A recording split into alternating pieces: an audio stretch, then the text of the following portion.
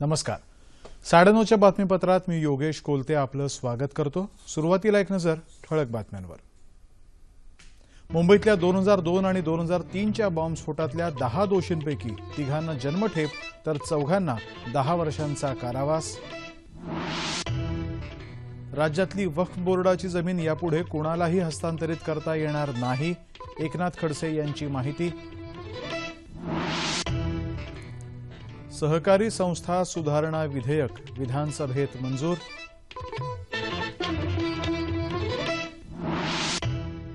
अरबी समुद्रात छत्रपती शिवरायांचं स्मारक उभारण्यासाठी सर्व परवानग्या घेतल्या, भूमिपूजनही लवकरच, मुख्यमंत्र्यांनी केली घोषणा. राष्ट्रीय जलविज्ञान योजनेला केंद्राची मंजुरी, सार्वजनिक क्षेत्रातल्या तेल कंपन्यांना आर्थिक स्वायत्तता देण्याचा केंद्रीय मंत्रिमंडळाचा निर्णय. आणि सुलतान अझलन शाह हॉकी स्पर्धेत जपानला 2-1 असं नमवत भारताची विजयी सलामी. आणि आता सविस्तर वृत्त. मुंबई 2002 आणि 2003 मध्ये मुलुंड, विलेपार्ले आणि मुंबई सेंट्रल इथल्या बॉम्बस्फोट प्रकरणातल्या दोषींना मुंबईच्या पोटा न्यायालयानं आज शिक्षा सुनावली. 10 दोषींपैकी 3घांना न्यायालयानं जन्मठेपेची शिक्षा दिली आहे. फरहान मलिक खोत आणि वहीद अन्सारी या दोघांना जन्मठेपेची शिक्षा सुनावण्यात आली आहे. 18 आरोपांखाली दोषी ठरवलेल्या मुज्जमिल अन्सारीला मरेपर्यंत जन्मठेप आणि 1 लाख रुपये दंड अशी शिक्षा देण्यात आली आहे. गुलाम अकबर कोटल्याला 10 वर्षांचा कारावास तर 1 लाख रुपयाचा दंड आणि साकिब नाचण, अतिक मुल्ला आणि नसीर मुल्ला यांना 10 वर्ष सक्त मजुरी आणि 1 लाख रुपये दंड अशी शिक्षा देण्यात आली आहे. नूर मोहम्मद, अनवर अली आणि मोहम्मद कामिल जमील शेख यांना 2 वर्षांचा कारावास आणि 2000 रुपये दंडाची शिक्षा पोटा न्यायालयानं आज सुनावली आहे. अरबी समुद्रामध्ये छत्रपती शिवाजी महाराजांचं स्मारक उभारण्यासाठी गेल्या वर्षभरामध्ये युती सरकारनं सर्व परवानग्या घेतल्या आहेत आणि या स्मारकाचं लवकरच भूमिपूजन केलं जाईल अशी माहिती मुख्यमंत्री देवेंद्र फडणवीस यांनी आज प्रश्नोत्तराच्या तासादरम्यान दिली.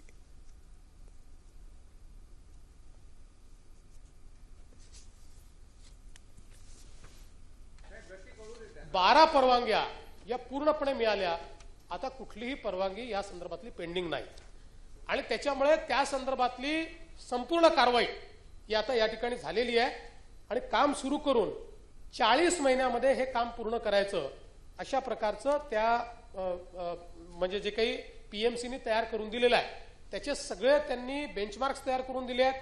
जसं आपण आपल्या आईच्या प्रेमाचा कॉस्ट बेनिफिट अनालिसिस करू शकत नाही तशा प्रकारे अशा स्मारकांचाही आपण कधीच कॉस्ट बेनिफिट अनालिसिस करू शकत नाही आणि म्हणून मला असं वाटतं की सगळ्यांची आपली भावना आहे आणि ती भावना अख्ख्या महाराष्ट्राला आणि देशाला माहिती आहे. आपण सगळ्या स्मारकाच्या पाठीशी भक्कमपणे उभे आहोत. अपहार केल्याप्रकरणी बडतर्फ करण्यात आलेल्या राज्य परिवहन मंडळाच्या 11,984 वाहकांना त्यांच्या कुटुंबाचा सहानुभूतीपूर्वक विचार करून पुन्हा सेवेत घेण्यात येईल अशी घोषणा परिवहन मंत्री दिवाकर रावते यांनी आज विधिमंडळाच्या दोन्ही सभागृहात केली. राज्याचे सहयोगी महाधिवक्ता म्हणून रोहित देव यांची नियुक्ती घटनाबाह्य असल्याचा आरोप करत विरोधकांनी विधान परिषदेत घातलेल्या गोंधळामुळे आज कामकाज 4 वेळा तहकूब करण्यात आलं. हा विषय संपूर्ण मांडू दिला नाही असं सांगत विरोधकांनी सभात्याग केला. मुख्यमंत्री देवेंद्र फडणवीस यांनी याबाबत निवेदन देताना ही नियुक्ती संविधानातल्या तरतुदीनुसारच करण्यात आल्याचं स्पष्ट केल्याचं आमच्या प्रतिनिधी सोनल चव्हाण यांनी कळवलं आहे. राज्यातली वक्फ बोर्डाची जमीन यापुढे कोणालाही हस्तांतरित करता येणार नाही असं अल्पसंख्याक विकास मंत्री एकनाथ खडसे यांनी आज विधानसभेत सांगितलं. वक्फ घोटाळ्यासंबंधीच्या अहवालामध्ये राजकीय नेत्यांचा उल्लेख आहे. या संदर्भात आवश्यकता भासल्यास फौजदारी गुन्हे दाखल करणार असल्याचंही खडसे यांनी सांगितलं. सार्वजनिक बांधकाम खात्याच्या अखत्यारीत येणारे 90,532 किलोमीटरचे रस्ते 31 मेपर्यंत खड्डेमुक्त करण्यात येणार आहेत अशी घोषणा सार्वजनिक बांधकाम मंत्री चंद्रकांत पाटील यांनी विधानसभेत केली असं आमच्या प्रतिनिधी सरस्वती कुवळेकर यांनी दिलेल्या बातमीत म्हटलं आहे. राज्यातल्या सहकारी संस्थांमध्ये शासन नियुक्त 2 संचालक नेमण्यासाठी तरतूद असणारं सहकारी संस्था सुधारणा विधेयक आज विधानसभेनं मंजूर केलं. मुद्रांक शुल्क भरण्यासाठी ते अपूर्णांक संख्येत भरण्याची तरतूद असणारं मुद्रांक शुल्क सुधारणा विधेयकही सभागृहात मंजूर झालं. रिंगण, हलाल आणि वक्रतुंड महाकाय हे 3 मराठी चित्रपट कान्स चित्रपट महोत्सवात प्रदर्शनासाठी पाठवायचा निर्णय झाल्याची घोषणा सांस्कृतिक कार्यमंत्री विनोद तावडे यांनी विधानसभेत एका निवेदनाद्वारे केली. 20 पेक्षा कमी पटसंख्या असणाऱ्या शाळा बंद करण्याचा निर्णय अद्याप घेण्यात आलेला नाही, असंही शिक्षण मंत्री विनोद तावडे यांनी स्पष्ट केलंय. शाळाबाह्य मूल दाखवा आणि 1000 रुपये मिळवा ही आपण योजना घोषित करू शकलं पाहिजे. इतका आत्मविश्वास आपल्या डिपार्टमेंटचा आपल्यावर पाहिजे आणि त्या पद्धतीने हे काम चालू आहे. 1000 रुपये मिळवामध्ये जी योजना घोषित करू त्याच्यामध्ये 500 रुपये ज्या जिल्ह्यातला शाळाबाह्य मूल सापडेल त्या जिल्ह्यातला शिक्षण अधिकारी, ज्या तालुक्यात सापडेल त्या तालुक्याचा गट शिक्षण अधिकारी आणि 250 रुपये मंत्र्याच्या पगारातून जातील. असं आपण शाळाबाह्य विद्यार्थ्यांना मुलांना शैक्षणिक कार्ड सुद्धा देऊ जेणेकरून त्याची कुठे ना कुठे नोंद ही सातत्याने राहील. मुंबई भाजपाचे माजी पदाधिकारी गणेश पांडेला अद्याप अटक का करण्यात आली नाही अशी विचारणा राष्ट्रवादीच्या जयंत पाटील यांनी सभागृहात केली. यावर सरकारनं सभागृहात दिलेल्या आश्वासनांची पूर्तता करावी अशी सूचना अध्यक्ष हरिभाऊ बागडे यांनी केली. अंदाजे 3680 कोटी रुपयाच्या राष्ट्रीय जलविज्ञान योजना लागू करायला केंद्रीय मंत्रिमंडळानं आज मंजुरी दिली. मंत्रिमंडळाच्या बैठकीनंतर केंद्रीय दूरसंवाद आणि माहिती तंत्रज्ञान मंत्री रविशंकर प्रसाद यांनी नवी दिल्लीत झालेल्या वार्ताहर परिषदेत याविषयी माहिती दिली. जलविज्ञान योजनेद्वारे जल आकडेवारी, माहितीची देवाणघेवाण आणि पुराचा धोका लवकर कळू शकेल. सार्वजनिक क्षेत्रातल्या तेल कंपन्यांना आर्थिक स्वायत्तता देण्याचा निर्णयही आजच्या बैठकीत झाला. यामुळे कच्च्या तेलाची आयात तसंच इंधन खरेदीचं धोरण ठरवायची मुभा या कंपन्यांना मिळणार आहे. याशिवाय स्पेक्ट्रम वितरण क्षेत्रामध्ये जिथं बाजारभावाचं योग्य आकलन होऊ शकत नाही तिथं स्पेक्ट्रम धोरणाचं उदारीकरण केलं जाईल असंही रविशंकर प्रसाद म्हणाले. या नव्या तंत्रज्ञानामुळे दूरसंचार कंपन्या आता ग्राहकांना 3G आणि 4G सारख्या इंटरनेट सेवा उपलब्ध करून देऊ शकतील. भारतीय जनता पक्षाच्या स्थापना दिनानिमित्त पंतप्रधान नरेंद्र मोदी यांनी भाजपा कार्यकर्त्यांना अभिवादन करत त्यांच्या निष्ठेचं आणि मेहनतीचं कौतुक केलंय. काश्मीरपासून कन्याकुमारीपर्यंत आणि कच्छपासून अरुणाचल प्रदेशपर्यंत जनतेनं भाजपावर विश्वास दाखवलाय असं पंतप्रधानांनी आपल्या ट्विटरवरच्या संदेशात म्हटलं आहे. स्थापना दिनानिमित्त पक्षाध्यक्ष अमित शहा यांच्या अध्यक्षतेखाली नवी दिल्लीमध्ये एका विशेष कार्यक्रमाचं आयोजन करण्यात आलं होतं. भाजपाच्या स्थापना दिनानिमित्त राज्यातही विविध कार्यक्रमांचं आयोजन करण्यात आलं आहे.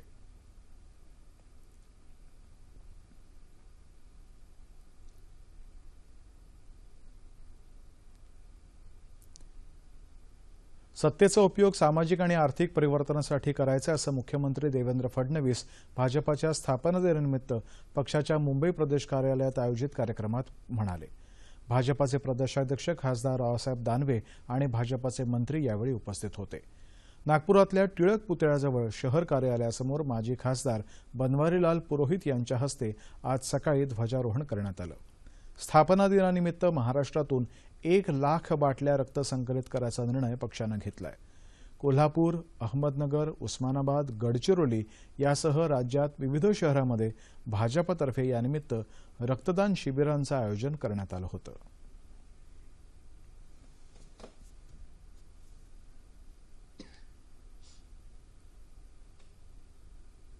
बारामती इथं डॉक्टर बाबासाहेब आंबेडकर क्रिकेट स्टेडियमचा लोकार्पण सोहळा आज माजी केंद्रीय मंत्री शरद पवार आणि खासदार क्रिकेटपटू सचिन तेंडुलकर यांच्या उपस्थितीत झाला. मोठा क्रिकेटपटू व्हायचा असेल तर कष्ट करावे लागतील असं मत व्यक्त करताना सचिन यांनी आपल्या क्रिकेट प्रवासाच्या आठवणी या निमित्तानं जागवल्या.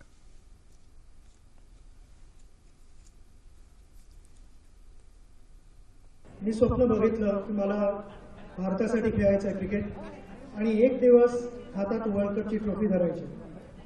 पण ते स्वप्न सुरू झालं कुठे ना कुठेतरी आणि ते स्वप्नाचा मी पाठलाग करायला लागलो. स्वप्न अचीव अनेक वर्षानंतर झालं जेव्हा वर्ल्ड कपची ट्रॉफी माझ्या हातात आली. त्यासाठी बरेचसे चॅलेंजेस आले मध्ये आणि मला अनेक लोकांनी मदत केली. अनेक कोचेस होते त्यांनी गायडन्स दिला, सिनियर प्लेयर्सनी गायडन्स दिला. बारामतीमधल्या खेळाडूंनी या स्टेडियममध्ये असलेल्या सुविधांचा फायदा घेऊन राष्ट्रीय संघामध्ये स्थान मिळवण्याचा प्रयत्न करावा असं आवाहन शरद पवार यांनी यावेळी केलं. तुम्ही लोकांनी इथे उत्तम धावपटू आहे, चांगल्या प्रकारचा क्रिकेटचा संघ या ठिकाणी केला पाहिजे. आपल्या विभागाचे मुलांचा क्रिकेट संघ हा राज्यातल्या क्रिकेट संघामध्ये एक महत्वाचा संघ होईल या प्रकारची तयारी तुम्ही सगळ्यांनी केली पाहिजे. या कार्यक्रमाला खासदार सुप्रिया सुळे यांच्यासह बारामतीचे नगराध्यक्ष योगेश जगताप तसंच मुंबई क्रिकेट असोसिएशनचे पदाधिकारी, क्रिकेटपटू अजिंक्य रहाणे आणि इतर मान्यवर उपस्थित होते. भारतीय राज्यघटनेचे शिल्पकार हीच भारतरत्न डॉ. बाबासाहेब आंबेडकरांची भारतीय जनमानसातली प्रमुख ओळख. मात्र शासन, प्रशासन, समाज आणि अर्थकारणाचा गाढा अभ्यास हे बाबासाहेबांच्या अभ्यासू वृत्तीचे महत्त्वाचे पैलू आहेत. म्हणूनच भारताच्या जडणघडणीमध्ये त्यांच्या विचारांचं अनुकरण करताना बाबासाहेबांचं अष्टपैलू व्यक्तिमत्व समजून घेणं महत्त्वाचं ठरतं. भारतीय राज्यघटनेचे शिल्पकार ही भारतरत्न डॉक्टर बाबासाहेब आंबेडकर यांची ओळख भारतीयांच्या मनामनावर कोरली गेली आहे. मुंबईत पदवी शिक्षण पूर्ण करून झाल्यानंतर पदव्युत्तर शिक्षणासाठी बाबासाहेब परदेशी गेले. कोलंबिया विद्यापीठातून त्यांनी MA ची पदवी मिळवली. ही पदवी मिळवताना त्यांनी administration and finance of east India company हा प्रबंध सादर केला होता. आपली PhD पूर्ण करताना त्यांनी तत्कालीन अर्थव्यवस्थेचं अभ्यासपूर्ण विवेचन करणारा national dividend of India a historical and analytical study हा प्रबंध सादर केला. रुपयाच्या अवमूल्यनाची समस्या आपल्याला स्वातंत्र्योत्तर काळानंतर भेडसावते. मात्र ब्रिटिश राजवटीतच या समस्येचा वेध घेणारा the problem of rupee, its origin and solution हा प्रबंध बाबासाहेबांनी 1923 सालीच लिहिला होता. हे सारं अर्थशास्त्रीय लिखाण म्हणजे एका पैलूत न अडकता शासन, समाज, उद्योग आणि कृषी अशा अर्थशास्त्राच्या व्यापक पैलूंना एकाच वेळी समजून घेण्याची बाबासाहेबांची क्षमता सिद्ध करते. याच अनुषंगानं बाबासाहेबांच्या जीवनपटाकडे पाहिलं तर दिसतील ते सक्षम अर्थव्यवस्थेची गरज ओळखून अर्थकारणाला बळकटी देण्याचा प्रयत्न करणारे बाबासाहेब. देशातील आर्थिक घडामोडींना वेग देऊन विकसित देशांच्या तुलनेमध्ये सक्षम अशी अर्थव्यवस्था ही ओळख भारताला मिळवून द्यायची असेल तर भारतरत्न डॉ. बाबासाहेब आंबेडकरांचे आर्थिक विचार आजही अबाधित आहेत. याच अनुषंगानं अधिक विश्लेषण करण्यासाठी ज्येष्ठ अर्थतज्ज्ञ गिरीश जाखोटिया आपल्या स्टुडिओमध्ये आले आहेत. नमस्कार. नमस्कार. 9:30च्या बातमीपत्रामध्ये आपलं स्वागत. भारतीय राज्यघटनेचे शिल्पकार ही जी बाबासाहेबांची ओळख आहे ती जर का आपण क्षणभर बाजूला ठेवायची म्हटली आणि केवळ एक अर्थतज्ञ असणारे डॉक्टर आंबेडकर असा जरी त्यांचा विचार केला तरी खरोखर म्हणजे भारतरत्नच काय तर अन्य जागतिक स्तरावरचे पुरस्कार त्यांना खरं तर मिळायला पाहिजे होते. इतकं मोठं काम त्यांनी करून ठेवलं नाही का? आपण काय सांगाल? अगदी बरोबर. म्हणजे मी म्हणेन की 20व्या शतकाच्या सुरुवातीला त्यांनी जो रुपयाचा अभ्यास केला आणि त्यावरचा त्यांनी जो प्रबंध लिहिला आणि त्यासाठी त्यांना जे आंतरराष्ट्रीय सन्मानात्मक असे त्यांना ज्या काही पदव्या मिळाल्या त्यांचा जरी आपण विचार केला आणि जर बाबासाहेब एक आणखीन 10 वर्ष जगले असते तर त्यांना म्हणजे माझ्या अंदाजानुसार अर्थशास्त्रातलं नोबेलही मिळू शकलं असतं. म्हणजे ज्याला आपण एक अत्यंत मूलभूत असा विचार म्हणतो अर्थशास्त्रातला असा त्यांनी विचार आपल्यासमोर मांडला. आणि आज 21व्या शतकाच्या प्रारंभातही त्याचा जर आपण विचार केला तर अगदी चकित व्हायला होतं की इतकी दृष्टी असणारा हा एक मोठा विचारवंत अर्थकारणामध्ये सुद्धा इतकं की करून जाऊ शकतो. आणि मला असं वाटतं की आजच्या पिढीनं त्यांचं हे अर्थकारणातलं लेखन आणि त्यांचे हे विचार हे वाचले पाहिजेत. खरं. अगदी बरोबर. मला असं वाटतं की तो जो काळ होता तो थोडा एक समाजवादाची एक साधारणतः पकड असलेला असा होता. आताचा काळ बदलला आणि आता आर्थिक उदारीकरण व्हायला पाहिजे, अधिक खाजगीकरण व्हायला पाहिजे, अशा प्रकारची एक विचारसरणा आपल्याला राजकीय एक मतप्रवाह दिसतो. पण सार्वजनिक उपक्रम असले पाहिजेत आणि त्याच्याबद्दलचे बाबासाहेबांचे जे विचार होते ते आजही खरोखरच महत्त्वाचे आहेत. आपण काय सांगा? अगदी मौलिक विचार होते. म्हणजे बाबासाहेबांचं असं त्यांचं म्हणणं होतं की ज्याला तुम्ही मूलभूत संसाधनं म्हणता म्हणजे जसं आता नैसर्गिक तेल वायू असेल तर ह्यांची मालकी, ह्यांचं संयोजन, नियोजन, व्यवस्थापन हे सरकारच्या हाती असलं पाहिजे. आता आपण उदाहरण जर पाहिलं की जे कार्य ONGC करते आहे हे कार्य रिलायन्स सुद्धा करते आहे. पण तिथं जर आपण असा विचार केला की की हे सगळं कार्य ONGCच का करू शकत नाही, किंवा ज्यांना तुम्ही खाजगी क्षेत्रातल्या बँका म्हणता, तर त्या खाजगी क्षेत्रातल्या बँकांच्या तुलनेमध्ये आता जर आपण state bank of India, bank of Baroda किंवा बँक ऑफ इंडिया असा जर आपण विचार केला, तर यांची तुलना जर केली तर सार्वजनिक क्षेत्रातल्या बँका सुद्धा उत्तम काम करत आहेत. तिसरं उदाहरण इथं द्यायचं झालं, ज्याला तुम्ही विमा म्हणता, म्हणजे आज सामान्य माणसाच्या अगदी हा जिव्हाळ्याचा विषय आहे. लाईफ इन्शुरन्स कॉर्पोरेशन ज्या पद्धतीचं आज काम करते आहे, त्या पद्धतीच्या कामाचा जर आपण एक गोषवारा घेतला तर बाबासाहेबांचे विचार किती मौलिक आजही ठरतात, मला वाटतं त्याची आपल्याला प्रचिती येते. आणि आजही मी लाईफ इन्शुरन्स कॉर्पोरेशनचा ग्राहक आहे. त्यांचाच विमा मी उतरवतो आणि बहुतांश भारतीय तोच विमा घेतात. आणि त्यातून आपल्याला दिसून येतं की सार्वजनिक उपक्रमांची भूमिका जागतिकीकरणाच्या आजच्या वातावरणामध्ये सुद्धा किती महत्वाची आहे. आणि आता म्हणजे अगदी प्रवास करायचा असेल, विद्युत उपलब्ध असायला पाहिजे, पाणी उपलब्ध असायला पाहिजे, या सर्वच बाबतीमध्ये जर का खाजगीकरण वाढत गेलं तर सर्वसामान्य माणसांना परवडणाऱ्या पद्धतीने या सर्व वस्तू सुलभतेने उपलब्ध होतीलच असं म्हणता येणार नाही.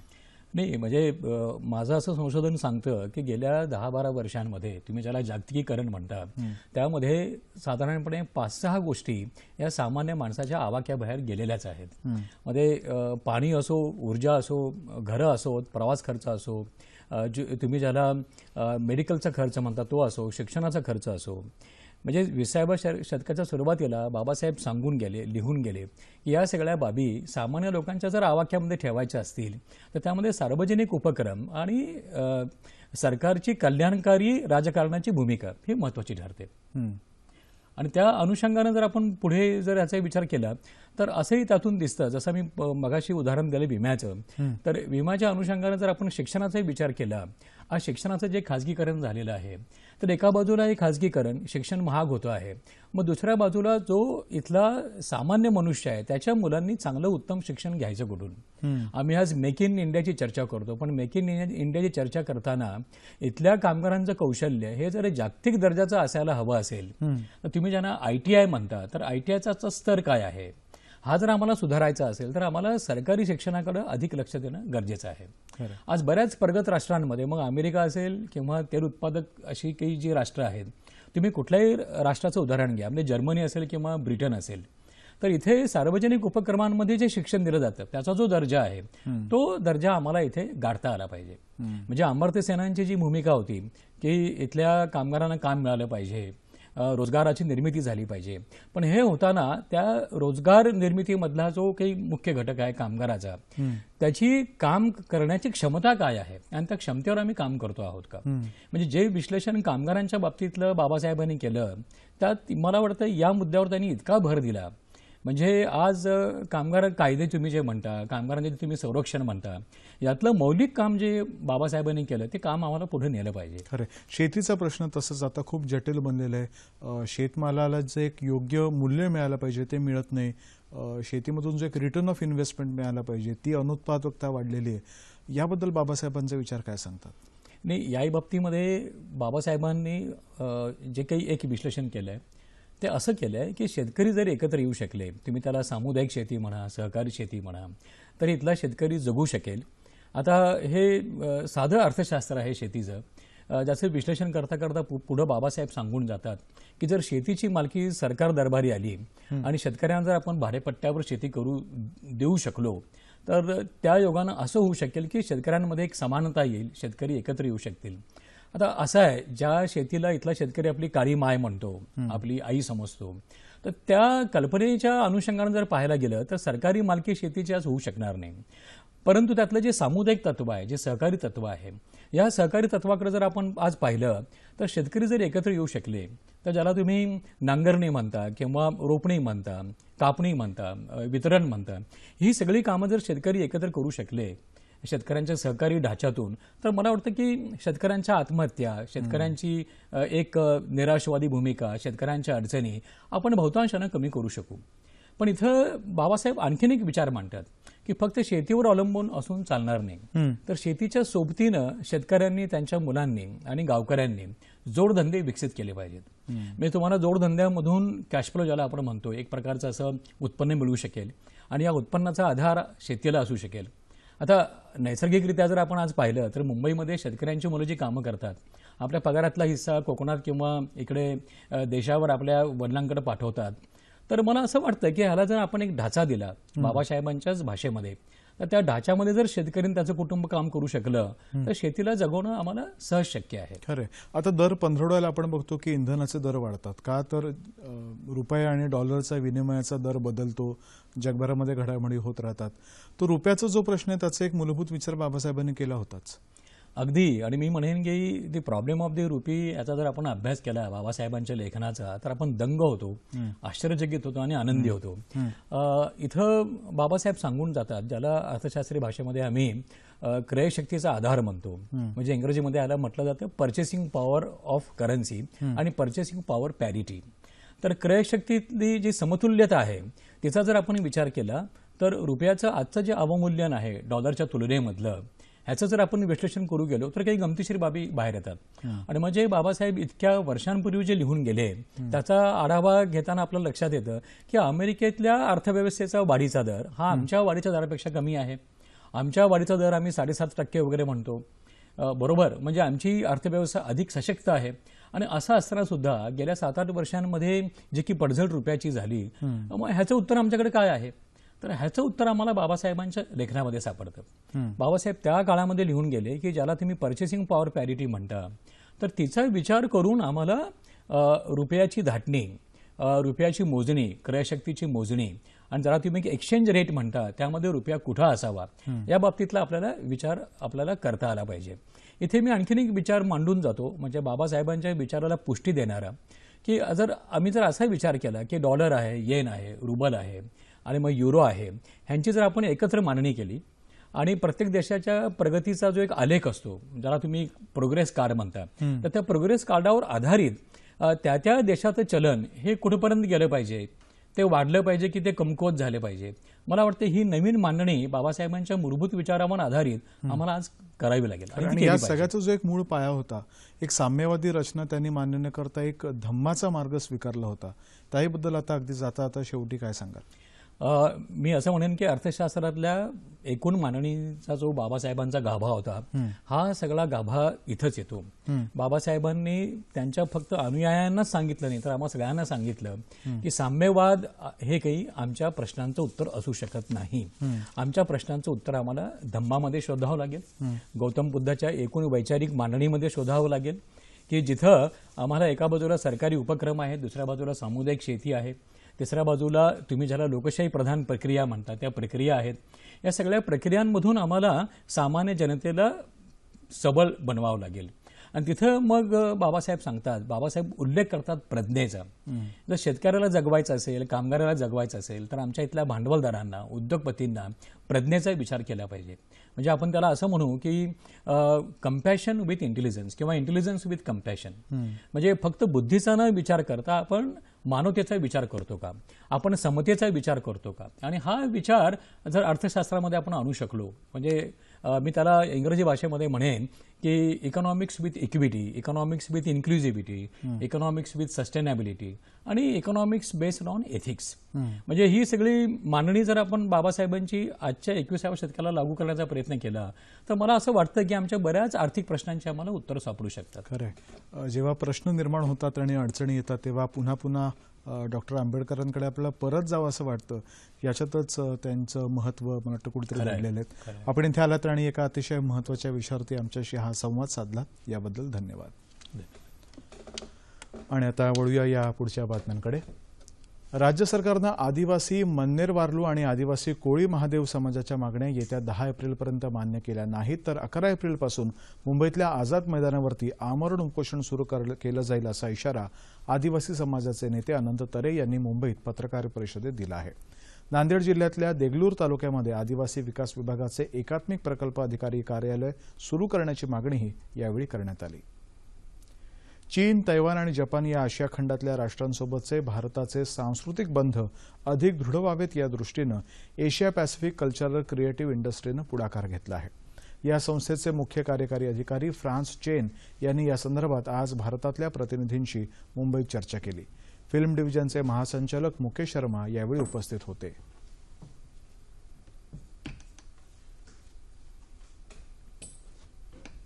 मलेशियामध्ये आजपासून सुरू झालेल्या सुलतान अझलन शाह हॉकी स्पर्धेमध्ये भारतानं जपानचा 2-1 असा पराभव करत विजयी सलामी दिली. अनुभवी भारतीय संघासमोर कमकुवत वाटणाऱ्या जपानच्या संघानं भारताला मात्र चिवट झुंज दिली. पहिला गोल करून जपाननं भारतावर आघाडीही घेतली होती. मात्र हरमनप्रीत सिंगनं भारताला मिळालेल्या पहिल्याच पेनल्टी कॉर्नरवरती गोल करत बरोबरी साधली. त्यामुळे पूर्वार्धामध्ये दोन्ही संघ 1-1 असे बरोबरीत होते. सामन्याच्या उत्तरार्धामध्ये भारतीय कर्णधार सरदार सिंगनं दुसरा गोल करत भारताला आघाडी मिळवून दिली.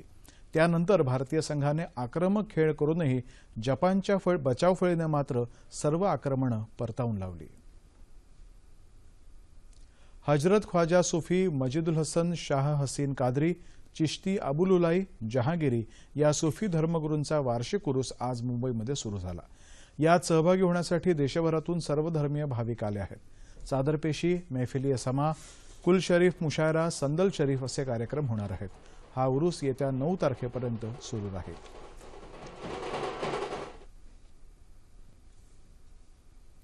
सारे इंसान एक हैं, इसीलिए हमारे दस्तरखान पर हिंदू, मुस्लिम, सिख, ईसाई एक ही दस्तरखान पर सिकम शेर होकर खाना खाते हैं.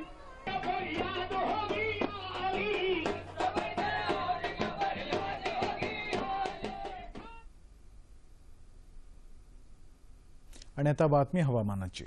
मध्य महाराष्ट्र, मराठवाडा आणि विदर्भामध्ये तुरळक ठिकाणी येत्या 48 तासात पाऊस पडण्याची शक्यता हवामान विभागानं वर्तवली आहे. कोकणातलं हवामान प्रामुख्यानं कोरडं राहील.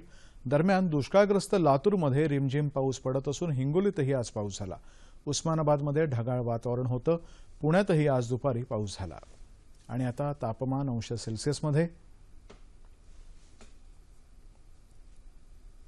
मुंबई कमाल 33 आणि किमान 23, नागपूर 39 आणि 25, पुणे 38 आणि 22, औरंगाबाद 39 आणि 20, नाशिक 38 आणि 19, कोल्हापूर 36 आणि 24, रत्नागिरी 34 आणि 24, सोलापूर 40 आणि 27, अमरावती 39 आणि 25. ठळक बातम्या पुन्हा एकदा. मुंबईतल्या 2002 आणि 2003च्या बॉम्बस्फोटातल्या 10 दोषींपैकी 3 जन्मठेप तर 4 10 वर्षांचा कारावास. राज्यातली वक्फ बोर्डाची जमीन यापुढे कोणालाही हस्तांतरित करता येणार नाही, एकनाथ खडसे यांची माहिती. सहकारी संस्था सुधारणा विधेयक विधानसभेत मंजूर. अरबी समुद्रात छत्रपती शिवरायांचं स्मारक उभारण्यासाठी सर्व परवानग्या घेतल्या, भूमिपूजनही लवकरच, मुख्यमंत्र्यांनी केली घोषणा. राष्ट्रीय जलविज्ञान योजनेला केंद्राची मंजुरी, सार्वजनिक क्षेत्रातल्या तेल कंपन्यांना आर्थिक स्वायत्तता देण्याचा केंद्रीय मंत्रिमंडळाचा निर्णय. आणि सुलतान अझलन शाह हॉकी स्पर्धेत जपानला 2-1 असं नमवत भारताची विजयी सलामी. याबरोबरच हे बातमीपत्र संपलं. पुन्हा भेटूया उद्या सकाळी 8:30 वाजता आपल्या सह्याद्री वाहिनीवर. नमस्कार.